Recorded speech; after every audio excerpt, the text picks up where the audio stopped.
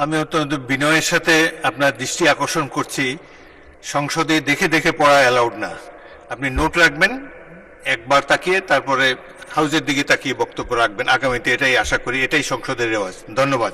সরকারি দলের সংসদ আমার মনে হয় যারা এই ধরনের দেখা পড়েন, এটা বক্তৃতা না দেয়, এটা হাউজের মধ্যে সব বিলি করে দিলেই ভালো হয়ে যাবে। সবটা বিলি করে দিবেন, এটাই ভালো হয়ে যাবে।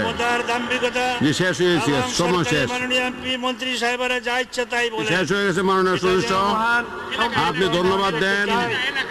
জি, ধন্যবাদ দেন আমাকে। আপনাকে ধন্যবাদ মাননীয় সদস্য, আপনাকে ধন্যবাদ জানাচ্ছি। আপনার সময় শেষ। এখন মাননীয় সদস্য জনাব আকম বাহাউদ্দিন বাহার, কুমিল্লা 7।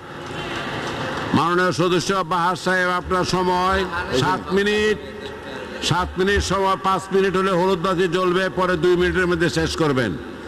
এখন কথা হলো সব পয়েন্ট দেখে, আর যদি কেউ লিখিত বক্তব্য নিয়ে আসেন তাহলে একামহা কষ্ট করে পড়া দরকার নাই।